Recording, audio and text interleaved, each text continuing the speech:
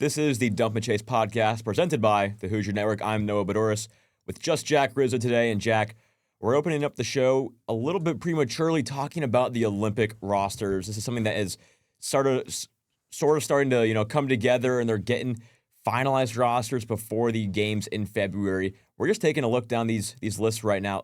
Jack, tell me about something you're excited about looking at Team USA. Well, one thing that makes me really excited is that these rosters are very similar to what we saw in the Four Nations face-off. Right. And that was an amazing tournament, so much better than the All-Star break. And I hope that every year that there's not an Olympic Games, they do the Four Nations face-off because it is such a cool tournament. One thing I'm obviously excited about looking right off the bat is they've got the two Kachuk brothers currently projected on the same line, according to ESPN. You got Brady, you got Matthew, and Jack Eichel in the middle. That's a fun line to watch. Absolutely. I mean, remember last year, the 3 fights in 9 seconds to start off the U.S.-Canada game. Got some other good players in here as well. Dylan Larkin's had a really good year. I'm excited to see what he could do. Jake Getzel's always performs in big games. I like to see Clayton Keller on that bottom line. He's a rising star in the league. One thing that's interesting is that right now Adam Fox is listed as an extra on the defense pair. I personally think he's one of the 3 to 5 best defensemen in hockey, and I'm shocked that the current roster is listed as an extra for the American team. Yeah, it's really interesting. I really love hockey patriotism because maybe outside of soccer, you don't see players want to represent their country quite at the level as hockey players. Like even, you take the Olympic basketball teams that are, you have the Dream Team and the Avengers and the Redeem Team, but even those were like special cases. Every single year when there's international play, these hockey teams show up with their best. And so it's fun to see a USA roster where when you look down, it's just all names. Like there is not a hole on this roster where you say, yeah, Kyle Connor, who? Like that is the 4th guy down the list on your right wing depth chart. Yeah, that again, it's all the depth here is very, very good. And you mentioned it with just the pride of your country just playing in this tournament. And I think a big thing about this too is that this tournament takes place in the midst of the season. So these players are already fired up. They're already ready to go, and they're giving it their all. I mean, these players get hurt in these games. Matthew Tkachuk took an injury last year in the Four Nations face-off, played through it in the Stanley Cup Finals, but then had surgery, hasn't come back yet from that. These players just put their bodies on the line for this tournament, and it is so much fun to watch. The crowd's always into it. That's another thing that's really fun about it, and I am super excited. We are still a couple months away from this, but it's hard to not look ahead to the Winter Olympics and the hockey that we're going to see being played. My only hesitation with Team USA right now is just the goaltending. Yeah. Connor Hellebuyck's great, but then after that, Jake Ottinger's solid. I like him a lot, but then Jeremy Swayman's your third. And comparing this to a lot of other teams, we were talking off camera about Czech Republic and just their depth chart at goalie. You're looking at Lucas Dostal, Jakub Dobis, and Dan Vladar as your 3 goalies, and that's an elite tandem. And honestly, surrounded by a team of skaters that isn't necessarily incredible, but I think in this kind of tournament, goaltending is really what carries you. Yeah, exactly. We saw that last year in the Four Nations face-off with the goaltending. I mean, championship game between U.S. and Canada, Jordan Binnington, that was very 2019 Game 7-esque, and funny enough, in the same building as well. Yep. It's again, the goalies come up big in these situations, and you mentioned with being concerned about the U.S., and the other thing too is that Connor Hellebuyck sometimes isn't the biggest in big games. He's kind of known as a playoff choker. You think maybe when the lights are bright, he might not play up to his potential. I mean, we've talked about it several times last year in the first round with the Jets and the Blues. He was pulled from all 3 games in St. Louis. Yep. So sometimes when you get in a testy atmosphere, it can create sort of a challenge for Connor Hellebuyck. And I think the goaltending is absolutely the weakness for this American team as we head into the Olympic tournament. Yeah, I'd say it's also the weakness for Sweden. Just looking at them, Markstrom, who is, up and down iffy. Philip Gustafsson, who I talked about last week as a guy that Minnesota needs to just get rid of and find replacement. And then Linus Ullmark, who we are very much not a fan of, and we believe is a not NHL caliber goaltender, at least part of the time. Yeah, well, here's the thing. All 3 of these goalies aren't even starters on their own team right now. No, they're not. Yeah, none of them are actually current starters. That is something to be concerned about for the Sweden team. I like the talent that they have in the forward group on this team. Their defense pair is also pretty good, but if they just don't have any goaltending, I don't know what they're going to do. But as we've talked about, their depth is really good. Philip Forsberg's on the 4th line. That's pretty good. You have Victor Hedman, Rasmus Dahlin on the top line. You have Erik Karlsson, a former Norris Trophy winner, on the 3rd defense pair. This is a really packed Sweden team, and if they can get some good goaltending, they could absolutely be a dark horse in the Olympics this year. All right, last thing I want to ask you before we move back to our regularly scheduled programming is Canada and U.S. are obviously the two top favorites in this tournament. Who on paper has the edge and why?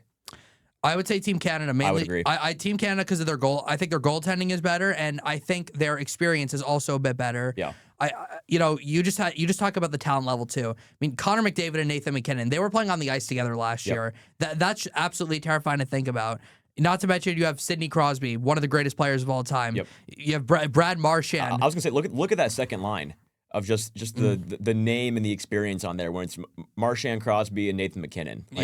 All Stanley Cup champions, all three of them. In fact, I believe it's funny, everybody in the top 6 other than Connor McDavid is a Stanley Cup champion. That's really funny. Actually, even if you go down, Mark Stone is. Braden Point is. Mitch Marner's not. He is not, but Jarvis he could be isn't. soon. No, nobody on the fourth line is, but No. 7 of those top 9 guys are Stanley Cup champions. Yeah. And if we go to the U.S. side, it's not nearly as many. I don't believe Jake Gensel was in Pittsburgh when they won those. I think 2. that was no. Matthews hasn't. Jack He's Hughes not. hasn't. Nope. Brady, Nope. Kachuk, Eichel and Matthew both They have. JT hasn't. Nope. Dylan Larkin hasn't. Matt Nope. Boldy hasn't. Yeah. So you talk about the experience. 2 guys. Yeah. Not to mention you have a Stanley Cup champion in net for Canada, Jordan Binnington. Yeah. Another Stanley Cup champion in Aiden Hill. 2 starters for their teams. And was Logan Thompson also in Vegas, possibly? I think Logan Thompson may have Check been. that. But I was gonna say the crazy thing though is that you just said Binnington and Aiden Hill as those top 2, but I would even say that Logan Thompson's the starter right now. He is the starter, which is the crazy thing to think about. And I'm looking at Logan Thompson's career right now, if I can find it. Yeah, he was on that Vegas team. Yeah, so you got 3 Stanley Cup champion goalies on Team Canada. Their experience is second to none. Yep. It isn't. And let's see, their defense pair, 1, 2, 3, 4 more Stanley Cup champions. Was Coulter Prake on the 2019 team? He was. Okay, so 4 more Stanley Cup champions on the blue lines for Team Canada. Their experience is unmatched, and that without a doubt gives them the advantage in this tournament. All right. You think we're good talking about Olympics for the next few months, or do you want to? Any last thoughts? You can say no. I think we have to wait till we get a little bit closer, but there's a lot of good regular hockey that's going on right now too. So let's jump right into the Player of the Week award. I want to go first and talk about Leon Draisaitl. This is a guy who did not have anything particularly special in this past week. He didn't have, a hat trick or any games that was incredible, but in 4 games that he played this week for the Edmonton Oilers, Thursday at Columbus, he had 2 goals. Saturday at Carolina, a goal and 2 assists. Monday at Buffalo, 1 assist. And then Wednesday at Washington, a goal and assist. Just the consistency is what stood out to me. 8 points in this stretch. And he's currently first in goals, which is incredible for a guy that has always kind of been that Robin to McDavid's Batman in recent seasons. So it's nice to see Leon Draisaitl kind of coming out, having a nice stretch. Obviously not expecting him to, keep it up for the whole season. And McDavid is way ahead of him in points right now. But still, it's nice to see Leon Draisaitl, and congrats to him on a good week. Yeah, absolutely. And the other thing too is that Leon Draisaitl has always been a pass first player. Oh yeah. So the fact that he's scoring at this rate, it just makes this Edmonton team even scarier. Now, what might even scarier for this team is how bad their goaltending is. Yeah. We ranted about Toronto last week. If Seuss was here, I think we'd probably be going off on Edmonton this week. But I don't know what's going on there. But if McDavid and Draisaitl are doing what they're doing, they're going to be a playoff team. They're going to go far, but it's just a matter of whether the goaltending is going to take them there. It's a conversation we have every week about Edmonton is so good on paper on their skaters, and then when you get down to goaltending, there's a lot of question marks. And again, we'll see what they choose to do about that. Jack, who is your player of the week? I'm going to get my player of the week, too. I think one of the most underrated players in the entire league. I'm going to go with Mark Scheifele of the Winnipeg Jets. Not really a flashy week by any means, but in 3 games, 2 goals and 4 assists. This Jets team is starting to find their footing, and Mark Scheifele has 27 points in 19 games this year. I think he is an incredibly underrated player. Now, part of that is because of the fact that Winnipeg doesn't really get that much attention. They're all the way up in Winnipeg, Manitoba. They don't really have much coverage up there. And also, you kind of gets overshadowed by Hellebuck and Kyle Connor and Cole Perfetti and Adam Lowry. So I think Mark Scheifele is a really underrated contributor on this team. And I think Adam Lowry and Cole Perfetti, I believe, are both still not back yet. Once they come back, Winnipeg is going to be maybe the team to beat in the West, possibly. Well, I was thinking about the Jets this morning, and just the fact that they are a team that is excellent on paper, had a great season last year, should have been ended earlier. But great team on paper. We haven't really talked about them that much this year. They're currently 7th in the league in points. They're a Stanley Cup competitor. And like you said, there's still guys that aren't coming back. They just extended Kyle Lowry for 5 more years. And so this is a team that like I'm saying, we have not mentioned a whole lot, but I'm looking forward to the point where pretty soon they're going to take over this league and be definitely a consistent talking point. Well, yeah, I think even last year when they won the President's Trophy, I still don't really think they got talked about enough. Because they play in Winnipeg. They play in Winnipeg. I don't think they're as good this year. I don't think they're going to win as many games as they did last year, but I think without a doubt they're a top 3 team in the West. They're almost like Edmonton in a way, but different. They both can't get it done, but Winnipeg, they have no weaknesses in my opinion, but they can't get out of the first round. Edmonton has a major weakness, but their stars carry them to the finals, and then they can't get it done either. So it's just a question of which one of these teams is going to be able to get it done. And I would love to see that as like a Western Conference final. That would be a really fun Western Conference final. Yeah, for sure. And even without big names right now, the Jets are still, delivering those big names. You still have Scheifele, like you were saying, with 27 points. Kyle Connor's got 24. Josh Morrissey's got 21. Those guys are the top of the list. And then even still, Connor Hellebuck is a elite caliber goaltender with only giving up 2.5 goals a game. And so this is a team that is built to win, and I really think is going to be a contender this year, even though it's not really something that we think about very often. Yeah, keep in mind that Jonathan Taves hasn't really done much this year, and the Jets are still this good. Yep. All right. So, Jack, who was your team of the week? I hate to be really boring here because they've been the best team basically every week, but I'm just going to have to say the Colorado Avalanche. I mean, we're almost 2 full months into the regular season now, and this team still only has 1 regulation loss. It is absolutely ridiculous what the pace that this team is currently on. Scott Wedgwood has continued to be excellent in net, .917 save percentage, 11 wins and only 3 losses, only 1 regulation loss. Mackenzie Blackwood is back now too. Now, granted, he hasn't been great, but that's a really nice goaltender duo you've got there now for the rest of the season. And obviously, the Skaters are doing their usual thing. Nathan McKinnon's averaging almost 2 points per game. Kel McCarr's the best defenseman in hockey. Marty Necas has been the perfect fit, perfect return in that Mikko Rantanen trade. And even guys like Arturi Lehkonen and Victor Olofsson, they're also contributing to this team. And I think this is without a doubt the most well-rounded team in hockey, best defense pair in hockey, in my opinion. And I think that they have to be the favorites right now to win the Stanley Cup. We talk about it every week, but I think even more so now with the record they have, they're absolutely 100% the favorites. So you bring up Scott Wedgwood. I want to bring up a counter question. Between Scott Wedgwood and Logan Thompson, or maybe a third option, who is the best goalie in the league right now? It's a really, really good question. I think it has to go to that's really Logan Thompson. I feel like more so especially because he's really carried that team. Washington struggled to score this year. Their record isn't as good as it was last year, but Logan Thompson has really kept them alive. Charlie Lindgren's also been really bad, so that's even made Logan Thompson even more valuable. I think Igor Shesterkin though also deserves to be in that conversation, considering that the Rangers have just struggled to score all year long, and he and Jonathan Quick both have been unbelievable in net. But I think if you're talking right now, I think Logan Thompson has the edge over Scott Wedgwood. I have a hard time figuring out how to answer this question because I looked down the game logs for both these guys, and neither one of them has had incredible performances yet against great teams. Like there's obviously outliers. You have Wedgwood gave up just a goal the other night against Anaheim. That was a big deal.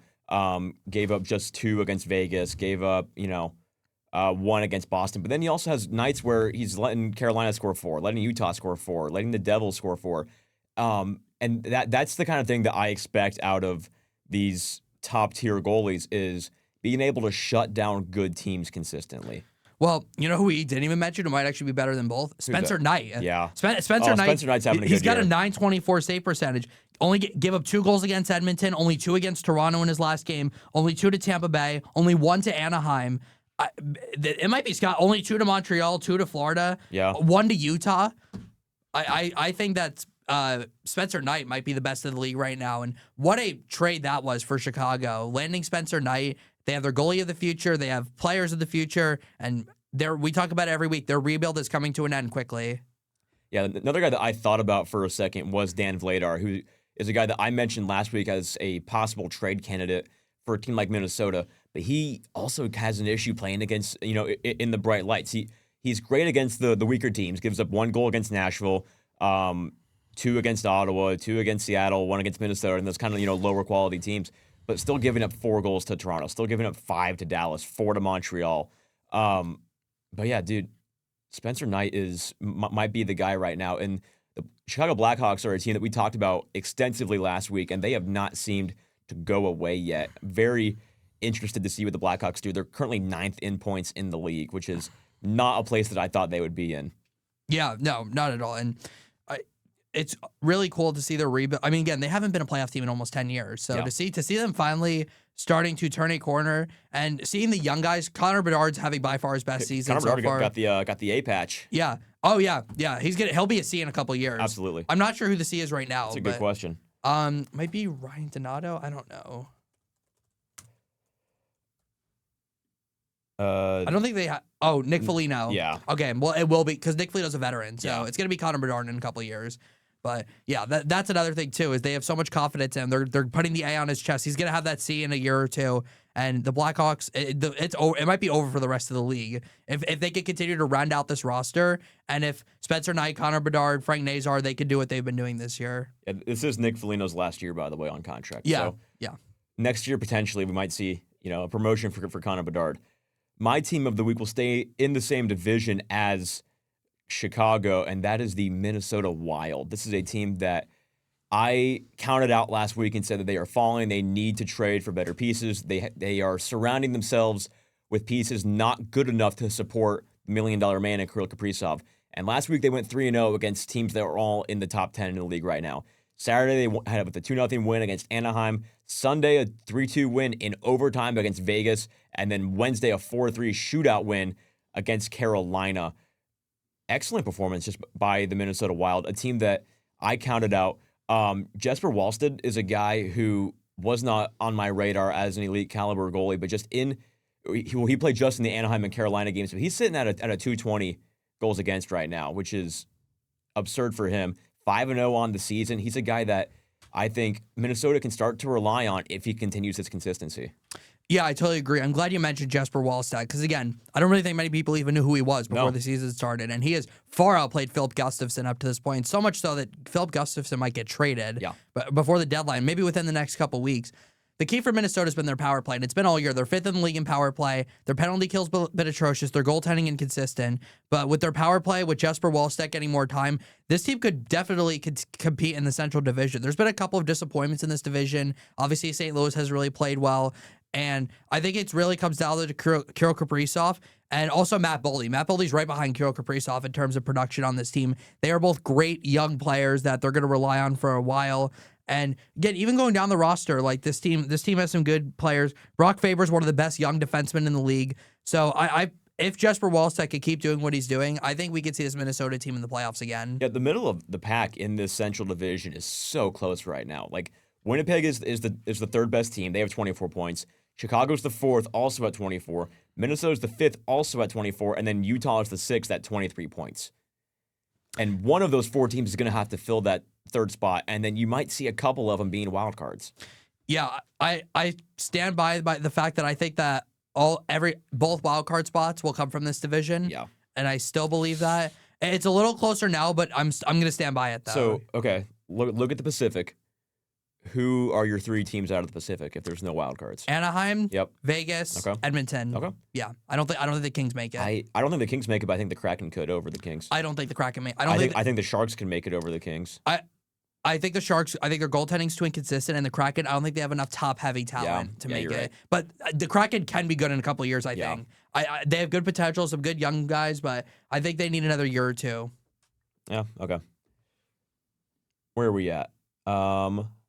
Also, I don't think Utah makes it. I'm gonna say that. I don't think Utah makes it. No. Nope. Wait, okay, so who's the 5 out of the Central? Chicago. So it's Colorado, Dallas, Winnipeg, Chicago, Minnesota. Minnesota, Chicago. Okay. I think Minnesota's gonna be in. I think Jesper Wallstedt by the end of the year could be in the Vezina conversation. I don't think Wallstedt keeps it up. I think Utah finishes the year better than Minnesota. Yeah, no, that's completely fair. I think the blue line core is the weakness for Utah. I think they have great scoring depth, but if they could trade for a good defenseman at the deadline, I think they could contend. Oh, absolutely. I'm not sure how aggressive they're going to be at the deadline. We'll have to see. Yeah, it's one of those situations where there's so many teams right now that are a piece or two away, and so after the trade deadline, we'll definitely reevaluate these teams and say who's actually trying to compete this year and who's just trying to tread water until next year. So we'll see. By the way, let me say real quick. The Avalanche have a 30. Their goal differential is 31. It's nuts. That's more than double of second place, which is Chicago's at 15, which is also pretty surprising. Carolina's at 15. Carolina's at 15. Nobody else is there. So Colorado's were the double in second place. In the Atlantic Division right now, one team has a positive goal differential. Yeah, it's Tampa. It's Tampa Bay. They're in fourth place too. It's incredible. Yeah, yeah. The Wings are at 0. Well, but also nobody's really at that much of a negative besides Buffalo. Like you go down the line. Boston's -1, Montreal's -3, Ottawa's -1, Florida's -1, Toronto's -4. Yeah, exactly. Like all these teams are one game away from switching entirely. I mean, and then look at the Metro. Only one team is in the negatives there, and that's Columbus. Yeah. The Flyers are in last place, and they're at even right now. Yep. Yeah, I mean, Islanders are at even, Flyers are at even, and the Jackets are at -3. One game later, all those teams could be very much in the positive. Absolutely. Yeah, the East is just so much more consistently good compared to the West's top heaviness. Like obviously, there's still some top heavy teams in the East, but outside of the Canes and the Devils, that's about it. Outside the Canes and Devils, there's not a lot of teams that I consider being these heavy favorites compared to the West, where you have your Colorados and your Stars and your Jets and your Ducks and Knights and even Oilers. Everybody in the East is so close right now. Yeah, there's so much parity in this conference, and what's gonna happen is I think it's gonna help them actually in the playoffs because they're gonna build up their schedule where they've played all these tough teams. They're gonna be ready for the tough competition. I think the top-heavy talent in the West is better than the East. I 100% agree with that. But I think the overall depth in the East is better than that in the West because the bottom of the West is really bad right now. Oh, yeah. And that's the thing where if you're a playoff team coming out of the East this coming spring, if you're whoever, Tampa Bay or Ottawa or the Devils, there's so much uncertainty about that side of the bracket where who knows who's going to come out of it. If the team that comes out of the West isn't Colorado or Winnipeg or the Stars, people are going to be very shocked. Even if a team like the Ducks, who is currently leading the Pacific Division, even if they make it out of the West, that's going to be shocking just based on their sudden rise and their youth and everything. Yeah, you get what I'm going at? Like it's like there's if you're a team that's the last team in out of the West, if you're the Utah Mammoths who are getting in, you're not feeling overly confident with your chances getting out of that conference. No, not at all. And the crazy thing about the East is, out of the 16 teams in the East, there's only one team that I would count out right now of making the playoffs, and that's Buffalo. Yeah. I think every other team could be in the playoffs by the end of the year.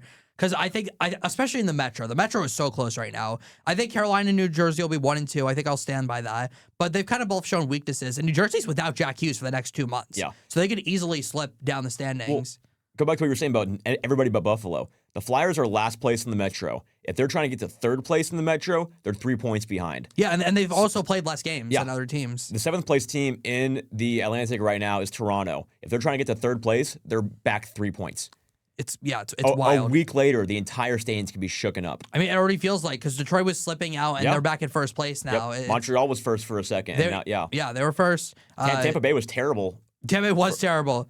Tampa was so is Minnesota. Minnesota's 3 points out of second place in the Central now. The Flyers were a playoff team during our last show. Last time we recorded, the Flyers were a playoff team, and now they're in last place in their division. This is the best. This is the great thing about hockey early in the season. You just have so much parity in the standings. Edmonton's not in the playoff spot right now, by the way, either. Yeah. The West lacks parity to some degree. Like, there's not a whole lot of shaking up right now, and I think I think for the most part these will stand for a while. I think so too. But the East, no idea what's gonna happen. No clue.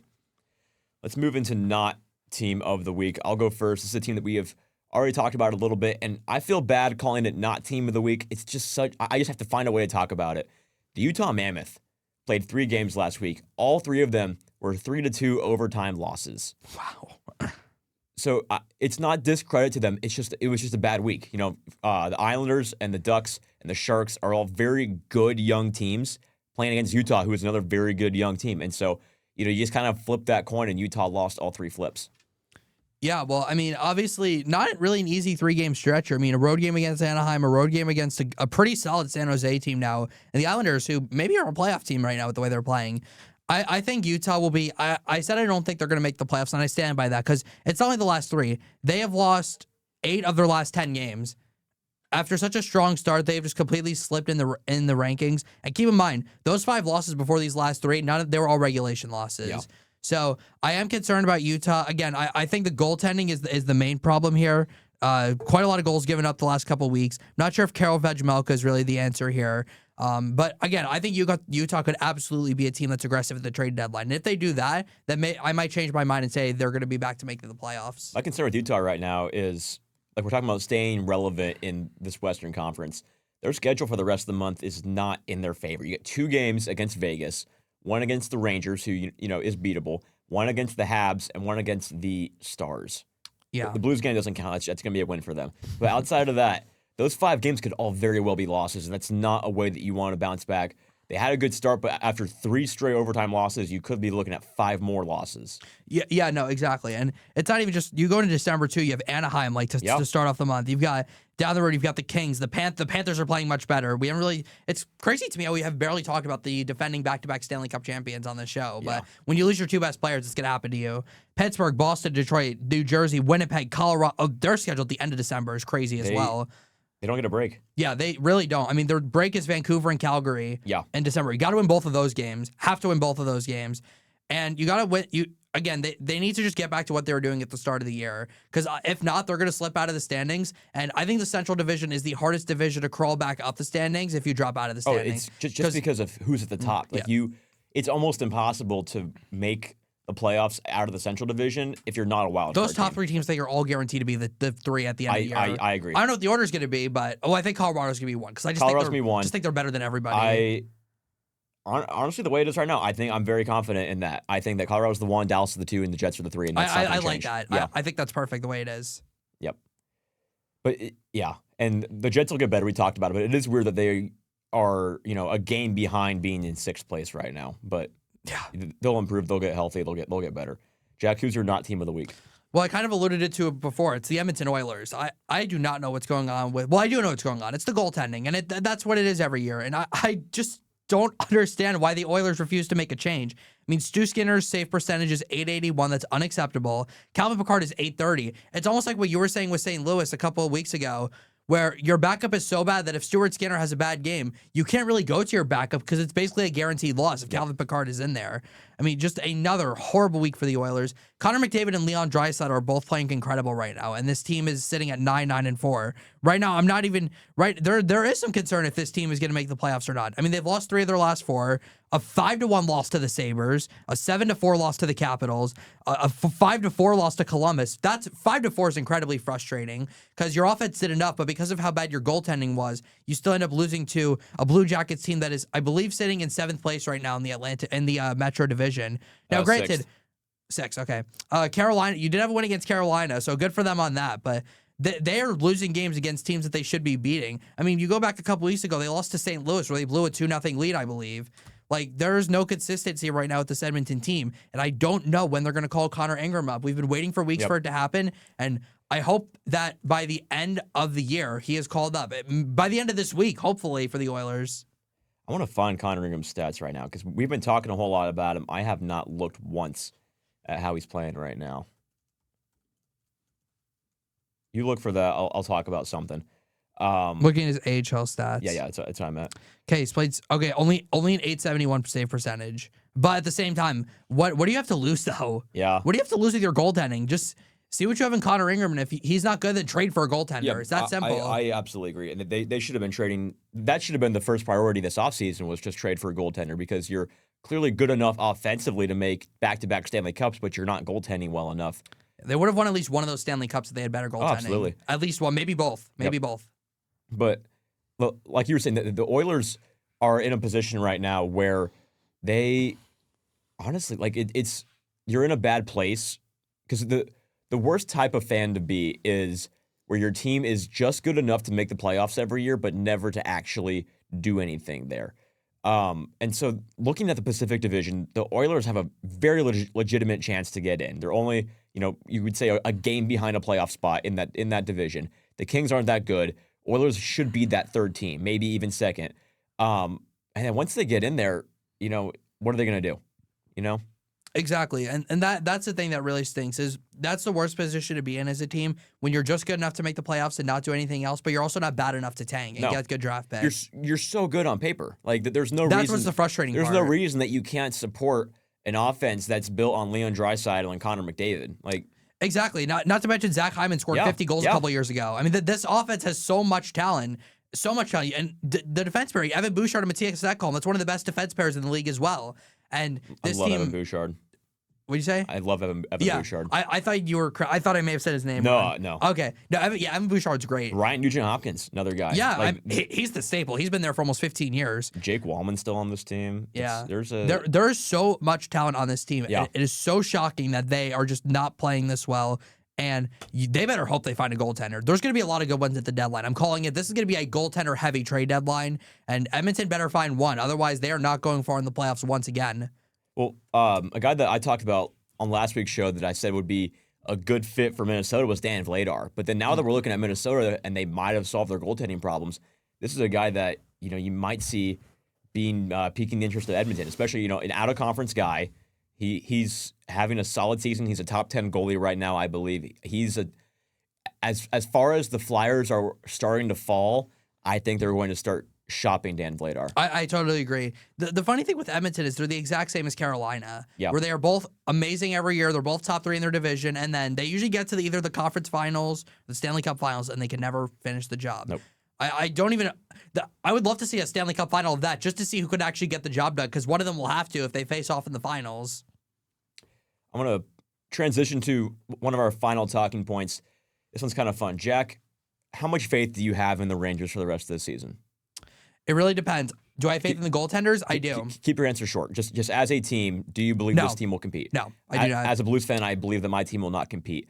If you're a new hockey fan, which ship do you want to jump to for this remaining season?